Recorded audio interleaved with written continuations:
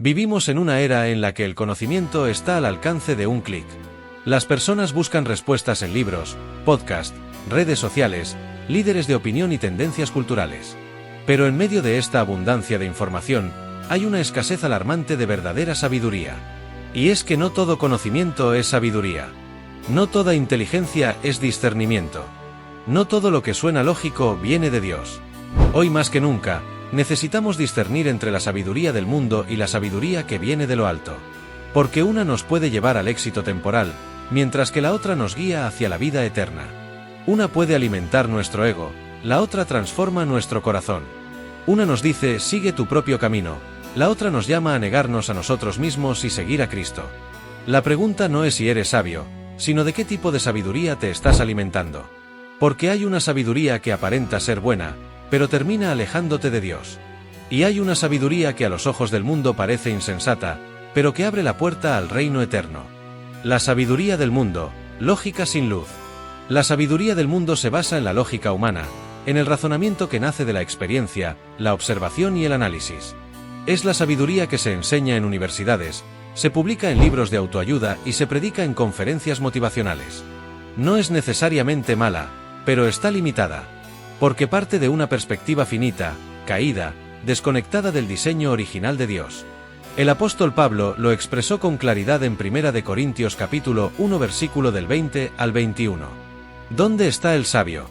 ¿Dónde está el escriba? ¿Dónde está el disputador de este siglo? ¿No ha enloquecido Dios la sabiduría del mundo?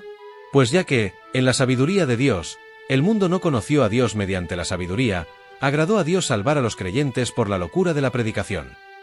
Es decir, con toda su búsqueda y lógica, el mundo no pudo encontrar a Dios. Porque la sabiduría humana, por más elevada que parezca, es incapaz de revelar lo eterno. Puede explicar el cómo, pero nunca el por qué. Puede analizar lo externo, pero no sanar lo interno. El mundo te dirá, haz lo que te hace feliz. Dios te dice, sé santo como yo soy santo. El mundo grita, tu verdad es suficiente. Dios afirma, yo soy la verdad. El mundo insiste, sigue tu corazón. Pero la palabra responde, engañoso es el corazón más que todas las cosas. La sabiduría del mundo siempre pone al ser humano en el centro. Exalta la autonomía, la independencia, la autosuficiencia. Nos dice que somos el arquitecto de nuestro destino, los dueños de nuestra verdad, los autores de nuestra historia. Pero en el intento de exaltarnos a nosotros mismos, terminamos alejándonos del Dios que nos creó. La sabiduría divina, locura para el mundo, salvación para el alma. En contraste, la sabiduría divina comienza donde termina la sabiduría humana. No se basa en lo que el hombre puede descubrir por sí solo, sino en lo que Dios ha revelado. No es producto de razonamientos lógicos, sino de una relación con el autor de la vida. Proverbios capítulo 9 versículo 10 nos da una definición clara.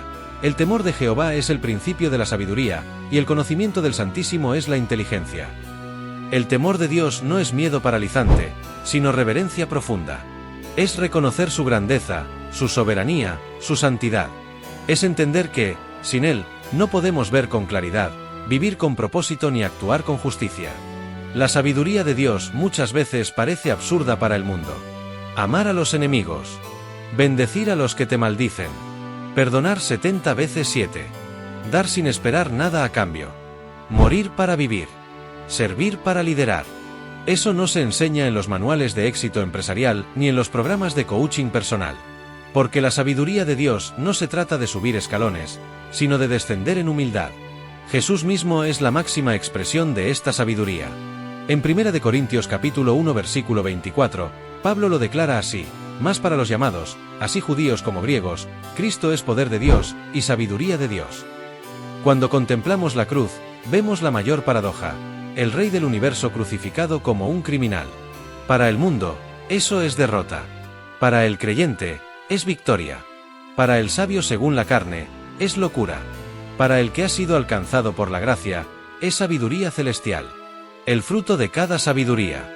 Cada tipo de sabiduría produce un fruto distinto. Santiago capítulo 3 versículo del 13 al 17, lo explica de forma clara y directa. ¿Quién es sabio y entendido entre vosotros? Muestre por la buena conducta sus obras en sabia mansedumbre. Pero si tenéis celos amargos y contención en vuestro corazón, No os jactéis ni mintáis contra la verdad. Porque esta sabiduría no es la que desciende de lo alto, sino terrenal, animal, diabólica. Porque donde hay celos y contención, allí hay perturbación y toda obra perversa. Pero la sabiduría que es de lo alto es primeramente pura, después pacífica, amable, benigna, llena de misericordia y de buenos frutos, sin incertidumbre ni hipocresía. La sabiduría terrenal produce orgullo, contienda, envidia, competencia. Mientras que la sabiduría que viene de Dios produce humildad, paz, misericordia, verdad. Una se enfoca en ganar discusiones, la otra, en ganar corazones. Una quiere tener la razón, la otra, vivir en rectitud. ¿Quieres saber qué tipo de sabiduría estás siguiendo? Mira el fruto de tus decisiones. Mira el estado de tu corazón. ¿Te ha llevado más cerca de Dios o más lejos? ¿Te ha hecho depender más del Espíritu o confiar más en ti mismo? ¿Ha traído paz o división? Ejemplos bíblicos del contraste. En la Biblia encontramos múltiples ejemplos del contraste entre estas dos sabidurías. Uno de los más claros es el de Salomón. Al principio de su reinado, Dios le dio la oportunidad de pedir cualquier cosa.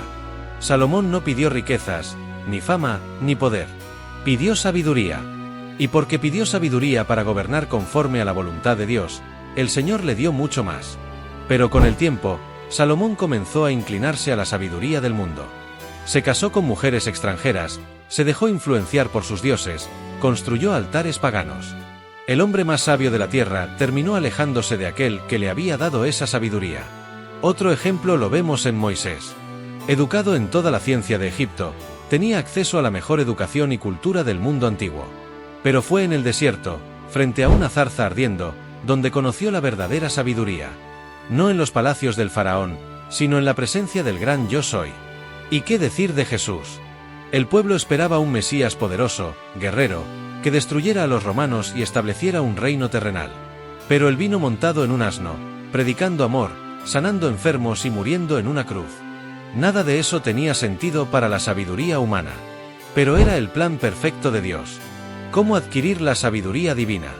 La sabiduría divina no se obtiene solo leyendo libros o escuchando sermones. Se recibe en la intimidad con Dios. Se cultiva en la oración. Se forma en la obediencia. Se profundiza en la palabra. Santiago capítulo 1 versículo 5 nos da una promesa sencilla pero poderosa. Y si alguno de vosotros tiene falta de sabiduría, pídala a Dios, el cual da a todos abundantemente y sin reproche, y le será dada. ¿Te das cuenta? No tienes que tener todas las respuestas. No tienes que fingir que sabes qué hacer. Solo tienes que pedir con fe. Porque Dios no se burla de nuestra ignorancia.